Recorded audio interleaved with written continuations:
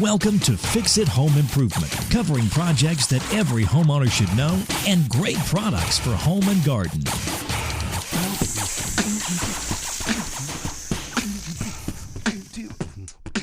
Hi, I'm JC, and this is where I share weekly home improvement tips. I'm here with Cindy this week. Hello, JC. Hi, Cindy. And we're talking weeds and weed control. This week we're going to talk about late spring weeds. We did an episode on crabgrass and crabgrass control, so if you are looking to control crabgrass, you can look back at that episode. But today we're going to talk about weeds from April to June, primarily dandelions and... You don't call it dandelions? Dandelion? Dandelions. I've always called it dandelions. I know. It sounds stupid. Okay. Well, anyway, I'm sure I'm going to say it I'll try to say it correctly. You know where they got the name dandelion? I don't know. It was from a French word meaning lion's tooth because of the... we'll say the French word. Dent de lion. And Oui. because of the shape of the leaf, the tooth-like structure of the leaves. So that's where it got its name. You know, the first dandelions were brought over in the 1600s for food and medicine. Yes. You did, all right. And did you know that in prehistoric times, dandelions were actually used for food? People gathered them as a food stock. Yes, because people still eat them. Which is crazy. Have you ever tasted any? I think there's very brave people in the world. Who ate the first oyster? Who ate the first animal? Yeah. So Native Americans would use dandelions for skin problems, eye problems, if you had a lack of appetite, and they're filled with vitamins, antioxidants, very healthy. I guess the leaves, the whole dandelion itself. You could eat the whole plant, right? Yeah, which is really interesting. They use it on sandwiches, salads. I don't know anyone who's ever tried it. So I've only been interested in how to kill dandelions. That's kind of always been my focus. Wow, that's nice. Yeah. So there's two main times you can attack dandelions. One is before they start to germinate, and then once they're actively growing. And most chemicals on the market are designed to be used while weeds are actively growing. And, you know, because of that, there's a few mistakes that homeowners make when they're putting down some of these weed controls. But first, we can talk about if you're trying to prevent dandelions themselves from germinating, one all-natural product that you can use is a corn gluten meal. And this was developed by an Iowa university, and it's pure corn, so there's nothing hazardous to humans or pets. You put it into your spreader, and you want to put this down before the weeds germinate. In fact, it's effective on crabgrass and dandelions and quite a few different types of weeds. And if you get it down into the soil and it makes contact with the weed seeds, what it does is it actually won't stop it from germinating, but as the roots start to emerge from the weed seeds, it actually will prevent the roots from developing properly and they die. So just very interesting. And it's just corn. Just the use of ground up corn into your soil will prevent them from developing. So where can you buy this? You can get it on the internet. There's a company called Earth Easy that I've purchased from that you can get corn gluten. And I was also looking at the Jonathan Green website because we spoke to Barry, and he has a product called Organic Weed Control plus Fertilizer, and it's just basically corn gluten. It prevents weeds from germinating, and it also provides a really nice fertilizer. Another good way to get rid of dandelions is to just pull them. And if you catch them when they're 2 weeks old or younger, it's actually easier to pull them out before the roots get too long. Because if you pull them and you leave more than an inch, the plant will actually grow back. An inch of what? If you leave an inch of the root itself, it'll actually grow back, which is pretty wild. And if you do it in wet soil, so if you water your lawn or after a rain, it's much easier to pull them out. The best tool to use is one of those dandelion tools. It's that straight handle with a little fork on the end of it. Right. And the right way to do it is to you want to drive this tool straight down all the way around the plant. So you're going straight down on the side of the root, and you're kind of breaking it free from the soil. And then you use that forked end, and you just push it in at an angle, and you want to grab the root, and you're using then the earth kind of as a lever, and you grab the plant with one hand, you use the tool in the other, and kind of pry it up and pull it out. And then one tip is... So does it leave a big divot in there? Yes, you leave a divot. Oh, that's nice. And then in that divot, if you pour a little bit of vinegar, it'll actually kill any of the root that's left. How much vinegar? They say just fill the hole, so, just a small amount, so unless you have a huge hole. If you boil the vinegar, it makes it more potent. Really? Mm-hmm. That's interesting. They actually have horticulture vinegar, which has a higher percentage of acid, which they say is actually much better, much more effective if you're trying to use kind of an organic, more natural product to kill weeds. And the vinegar is nice because it doesn't persist in the soil, so you can pour it in. You know what I read in Reader's Digest was they're saying take vodka and dish soap and mix it up and then spray it on weeds on a sunny day, and that'll kill weeds. Who came up with that? Somebody in Reader's Digest. Some drunk person that was doing dishes? Yeah. Oh, who came out? Who figured that out? Yeah. And who's mixing vinegar and vodka and soap? But for dandelions, though, you would probably kill the leaves. But if that root persists, it's going to grow back. Another weed control is liquid iron. And there's a few companies, Whitney Farms, EcoSense, Elementals, that make this. And it comes in a ready-to-use spray bottle. You spray it on the weeds. It kills the weeds. And yet grass loves iron. So it's a nice product to use. Is it similar to Ironite? Ironite's excellent for lawn because grass, again, loves iron. And you have to be very careful, though. You can use Ironite, you would use as a fertilizer, a lawn fertilizer. You'd put that in a spreader. But you have to be very careful with Ironite because it actually will rust. Any particles that land on cement will leave rust marks. So, excellent product, but you have to be careful how you use it. Probably the most popular way to kill weeds and dandelions in your lawn is with a weed and feed. The problem is most homeowners don't put it down correctly. So you need to make sure that the weeds are actively growing because most weed and feeds are not a pre-emergent. So you've got to be patient. You've got to wait a little longer. Okay, wait. Yes. So a weed and feed, why don't you explain what that means? So a weed and feed. So usually the most popular weed and feed is bagged. It's granular. You're going to put it into a spreader. It's going to feed your lawn. It has a fertilizer, and it has a weed kill in it. You can also get a liquid spray. You put it on the end of your hose and spray it on. Does the same thing. Feeds your lawn and kills weeds. And most of them will kill about 200 weeds, which is pretty cool. But the different kinds of weeds. 200 different types of weeds. Right. The most popular being dandelions. And with the granular, you've got to make sure that the weeds are actively growing and you put it on wet grass. So before you put down this weed and feed, you want to hose your whole lawn down. You want to get the lawn wet. Actually, what you want to do first is mow your lawn. So mow your lawn first. Then you want to spray your lawn, water it, and then you're going to use a spreader and put down your weed and feed. And then you want to make sure that there's no rain in the forecast for 48 hours because you don't want this washed off. And just that little trick, it will make it vastly more effective than what most people do is just put it down when it's convenient. It's not really a trick. It's the proper way to apply it. Right. Well, it's my magical trick since most people don't do it. And then if you're looking for, another product, you can use a hose end weed and feed. So just put it on the hose. And actually weeds and most plants really absorb nutrients very well through the leaves. So it's very effective on not only giving them the nutrients, but killing them. So anybody that bought a weed and feed fertilizer in April or early May and put it down, it really didn't do what it's designed to do, and now you have to wait a good 2 months before you reapply it. So you've fertilized your lawn, which is great, but you spent a lot of money on a weed killer that didn't do anything to the weeds. The weeds have to be up. You've got to get it on the leaves of the weeds for it to be really effective.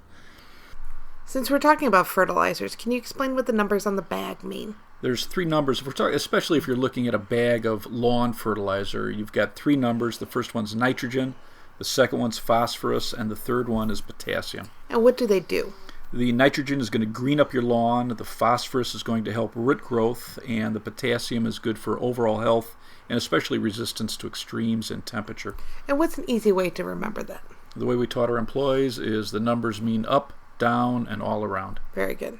So not all fertilizers, especially weed and feeds, are created equal. A lot of it depends on where you purchase it, whether you're buying it at a big box hardware store or a local store like a True Value. And even, within a certain brand like Scott's has Super Turf Builder, which is at the local hardware stores. And then they have Turf Builder, which is at the big box stores. So you're actually getting a different fertilizer and the bags are pretty much similar except for the word super. Right, and most people don't notice that. So they go to their local hardware store and they're curious, why am I paying more for this? But you're getting more chemicals. In fact, the lawn turf builder or super turf builder that you get at your local hardware store has more of the potassium in it and higher nitrogen. So you're getting better root growth and you're getting more greening power. So Scott's makes, and there's a few manufacturers that make unique lines specifically for the local hardware stores, which a lot of people don't realize.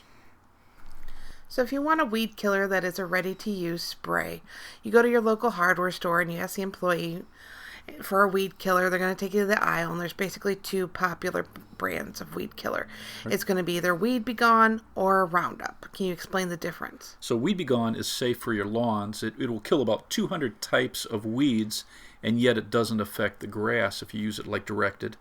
It's interesting, it destroys the tissues that carry water and nutrients in broadleaf weeds, but it doesn't affect grass because they grow different. Grass grows from the base, whereas broadleaf weeds grow from the tips. And then Roundup basically kills anything green, and there's a few different styles of Roundup, but if you spray it on something green, it's going to die for the most part. So you're primarily using Roundup for landscaping areas, sidewalks, areas where, that residual chemical. And then you have to be careful when you're applying some of this stuff, like a Roundup. If it's windy, you got a good chance it's blowing into grass and plants that you don't want to die. So in the same category of weed killers, like a Roundup, they have a bunch of companies that make a season-long weed killer. And this is for landscape areas and sidewalks. Again, areas where you don't want weeds to grow back. It'll kill any existing weeds, but then that chemical kind of poisons the soil or the landscape brick or mulch so that any new weed seeds won't grow.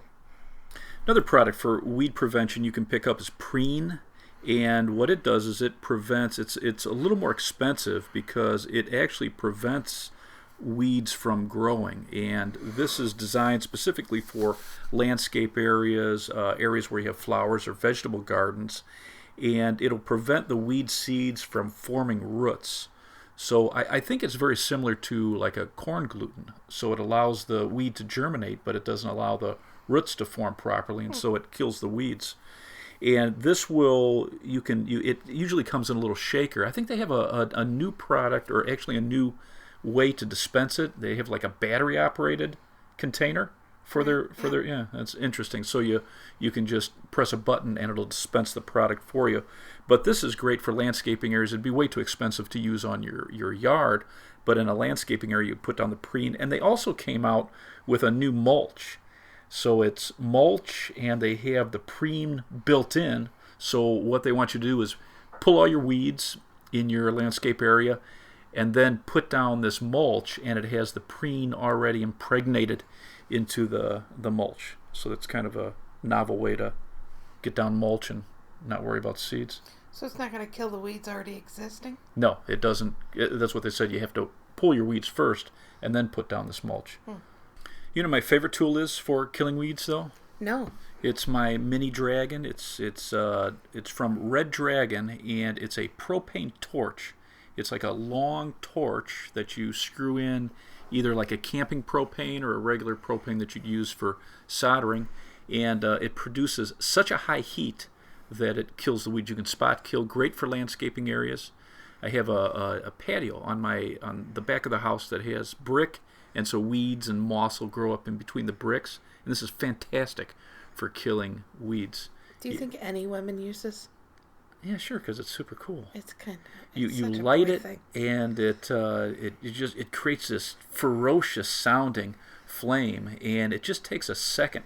And you touch the weed's leaves with this, and it just destroys the cells in the leaves, so it can't produce food, and it dies. So just walking around any brick. They say it's great for chain link fences. You can knock out the weeds, and you're just using heat, so no chemicals. Yeah, if you want to start a fire. That's great. Yeah, they do recommend, like if you have any areas where you have like really dry mulch, to make sure you wet this down thoroughly first. You live in California and it's a drought. Yeah.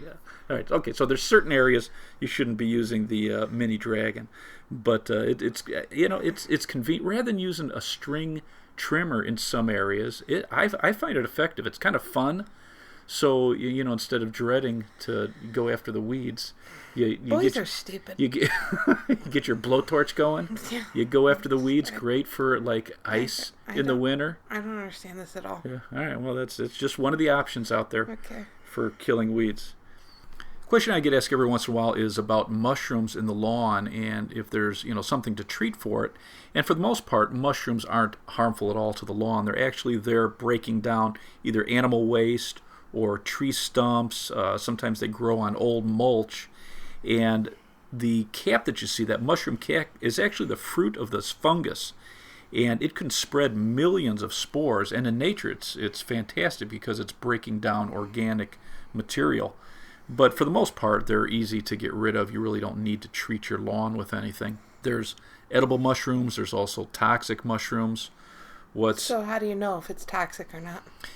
Some of them are actually very difficult to tell. So you can go on the internet, or you can have somebody look at it. But if it's in your lawn, for the most part, that's probably something. If you have kids or pets, you'd probably want to get rid of it, because if a dog eats it, or a dog or a cat eats it, you really should get the animal to the vet. They're going to induce vomiting. They're going to give it a charcoal, because some are toxic.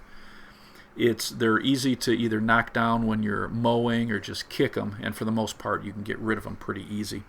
What's interesting is they've been doing some studies for as an antidepressant with these psilocybin. So these psychedelic mushrooms, these psilocybin mushrooms, actually for people who have obsessive compulsive disorder, some patients will go into complete remission for months at a time, which is really interesting with something natural like this. And they're also, because they're high. They don't go into their compulsiveness. But it's interesting that you can go into remission, and they're working on, they found 2 or 3 different types of mushrooms that actually inhibit tumor growth, and they're working on different studies with inflammation too. So a lot of interesting research.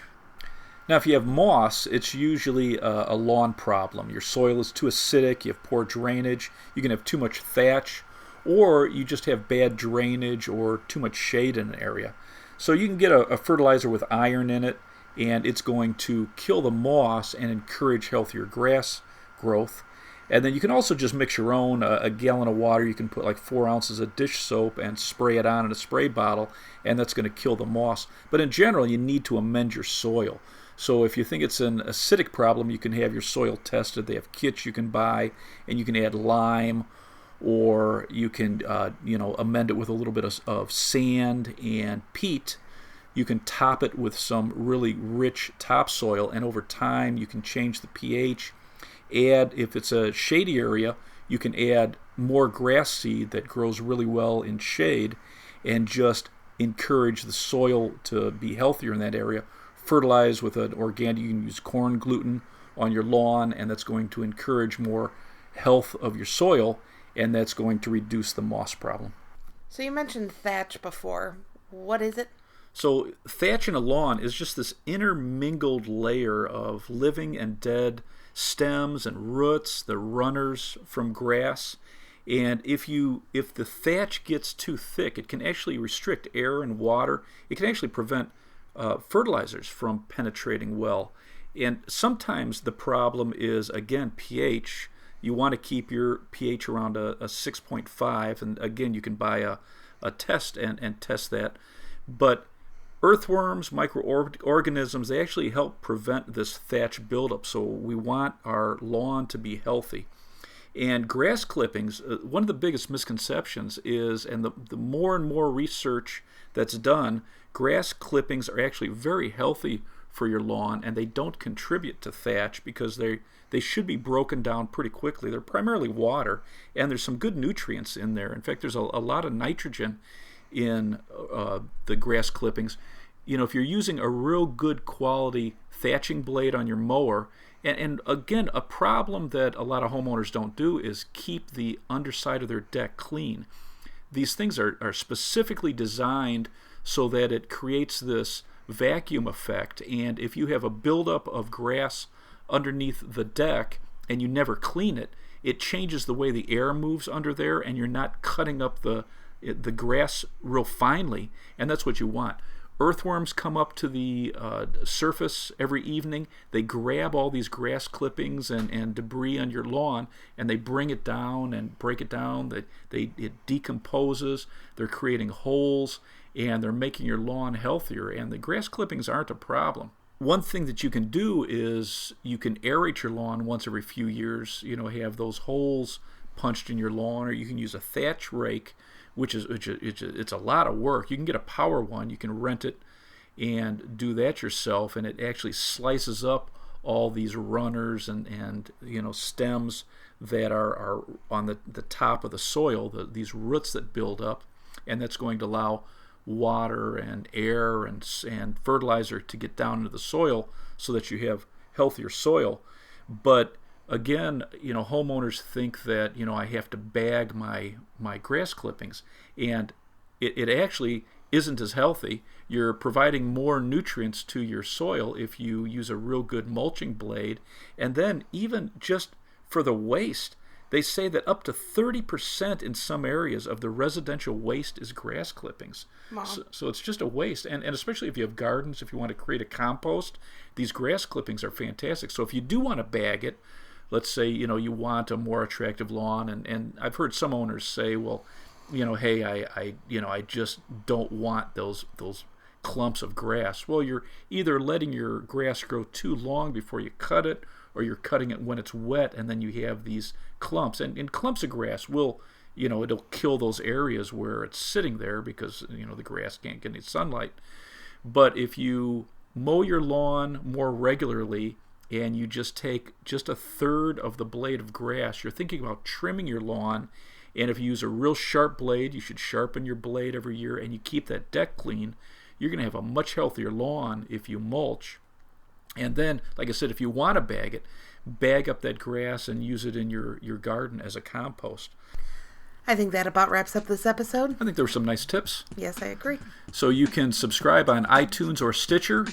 If you enjoyed it, please leave a review. If you want to see any of our home repair videos, you can check out our channel on YouTube. It's called the Fix It Home Improvement Channel. And subscribe. And I'll see you next week.